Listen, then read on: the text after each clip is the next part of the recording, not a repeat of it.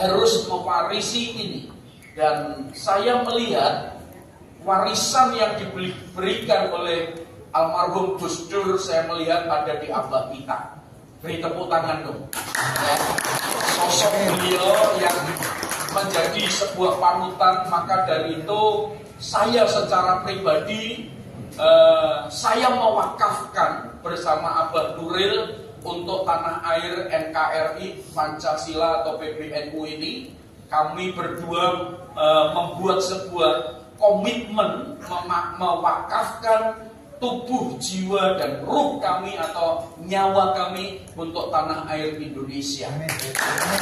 Karena itu kami sepakat pertemuan kami dengan Abah yang dimana yang sudah menyampaikan testimoninya, monggo dipersilakan kepada Pendeta Amos untuk menyampaikan testimoni terkait tentang kenang-kenangan pada Gus Dur. Fatul Masykur. Dipersilakan sebelum minum. Ya, mari sambil minum. Ya, monggo dikejakan, monggo ditami, monggo. Muncul ngepon niki suasananya jangan kaku ya. Luar biasa, Gus. Malam hari ini saya bersyukur bisa bersama-sama di tempat ini, juga atas undangan Abah. Saya ketemu Abah tahun 2012, bukan satu kebetulan. Beliau ceramah, satu-satunya kiai ulama khotbah di gereja. Jadi beliau ceramah di gereja di mana saya sedang mengabdikan diri. Ternyata beliau bersama Mas Dakun. Nah, ternyata Mas Dakun itu satu kampung sama saya, berasal dari Madiun. Dan sejak itu saya melihat sosok Abah Nuril yang begitu luar biasa. Di mata saya Abah Nuril adalah aset bangsa, sosok ulama yang nasionalis, yang memiliki keragaman dan kebinekaan. Dan ketika saya bertemu beliau, saya merasakan spirit yang sama.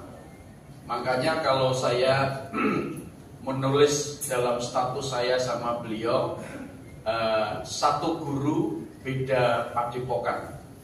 Nah, itu yang menginspirasi saya. Dan malam hari ini saya diberikan sedikit waktu untuk memberikan kesaksian sosok pribadi yang saya kagumi.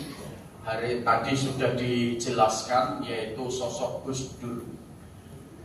Sosok Gus Dur adalah tokoh bapak bangsa. Seharusnya beliau dikasih gelar oleh saudara-saudara kita, khususnya teman-teman dari NU.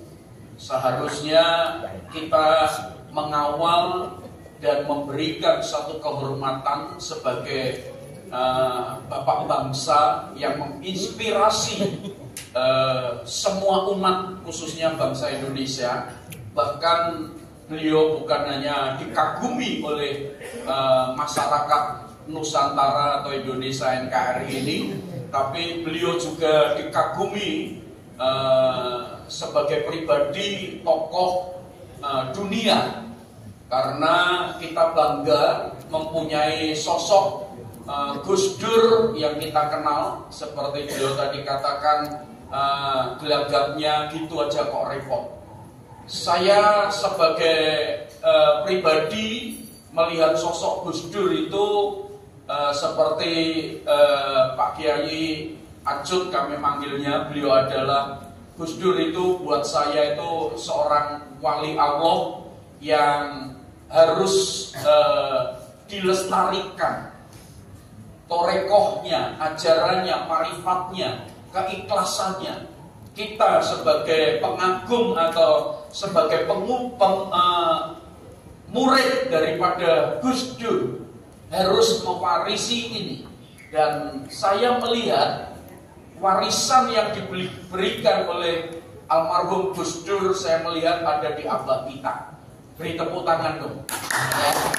Sosok beliau yang menjadi sebuah panutan, maka dari itu saya secara pribadi saya mewakafkan bersama Abah Nuril untuk tanah air NKRI Pancasila atau PBNU ini.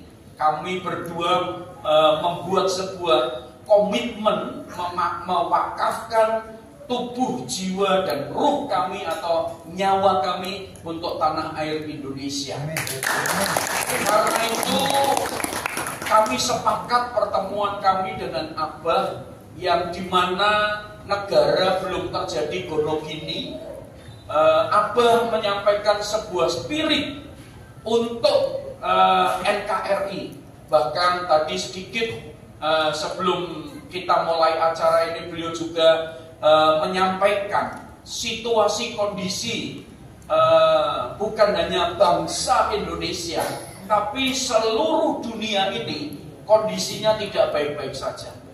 Karena itu kita dan saya sepakat dengan pandangan marifatullahnya Abah untuk mempersiapkan diri menjadi garda terdepan untuk NKRI. Kalau bukan kita, siapa lagi? Dan beliau dalam usia yang seperti ini terus menyuarakan kedaulatan NKRI, Pancasila, Bhinneka Tunggal Ika. Dan menurut saya beliau adalah sosok tokoh yang diwariskan oleh Gus Dur, sehingga kami, maaf kalau orang di luar sana menyebut saya sebagai pendeta, dan di sini ada saudara kita Banteng, saudara.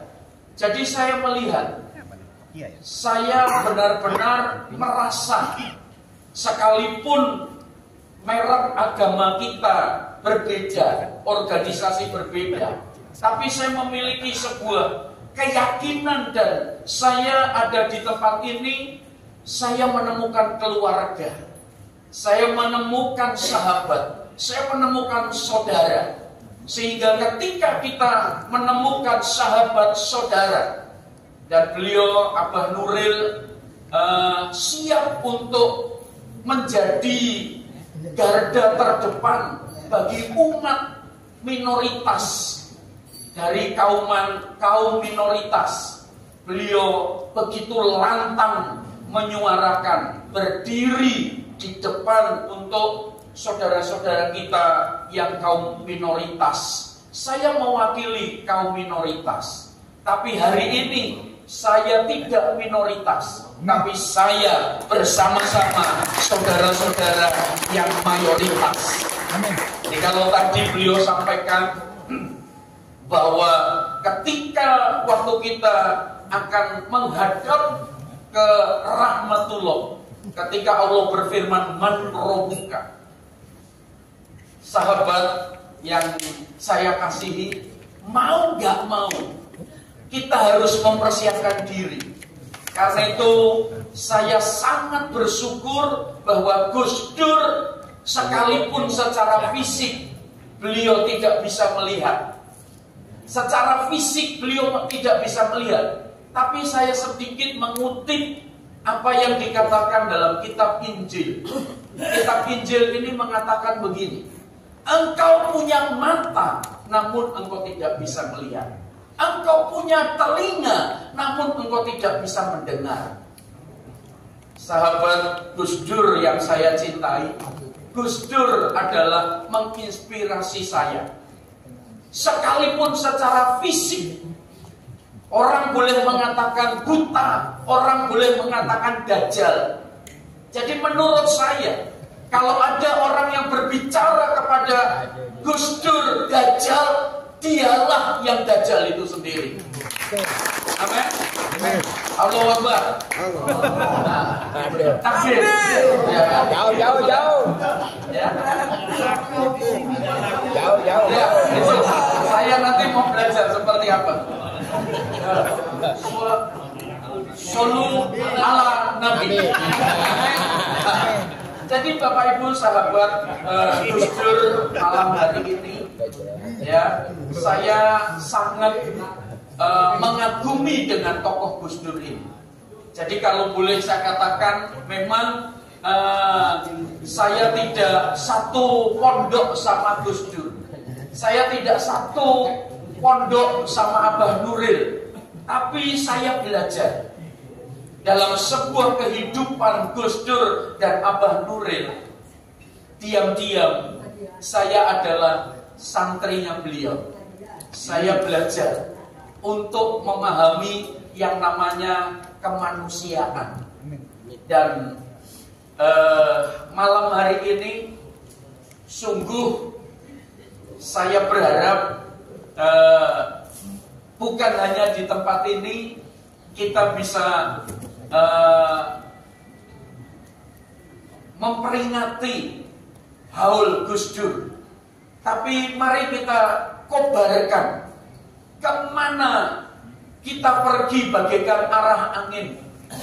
Gus Dur buat saya adalah guru yang sejati, bapak bangsa yang sejati, dan dalam keilmuan kehidupan saya menemukan beliau adalah guru yang sejati, guru yang sempurna, sehingga beliau telah menyempurnakan hidupnya, mengakhiri di alam semesta ini.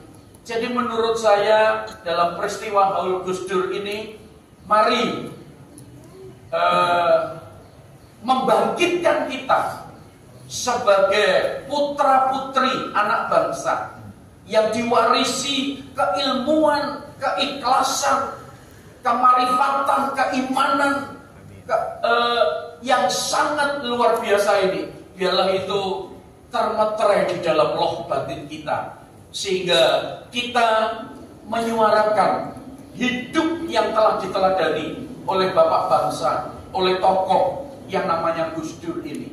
Biarkan kalau Gus Dur hari ini tidak ada di mata kita, tapi spiritnya, kehidupannya, nilai-nilainya, biarlah kita memancarkan nilai keimanan, ketaatan, keikhlasan, sehingga kita tularkan kepada siapa saja.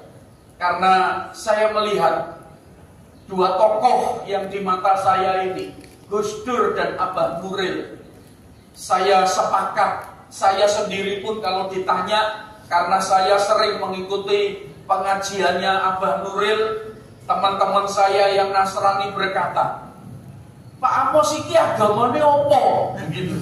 Saya bilang ke teman-teman saya tidak punya agama. Tapi saya punya Tuhan yang menciptakan agama. Jadi saya, sahabat-sahabat, saya pernah ketika Abah Nuril sholat di masjid, saya temani sholat.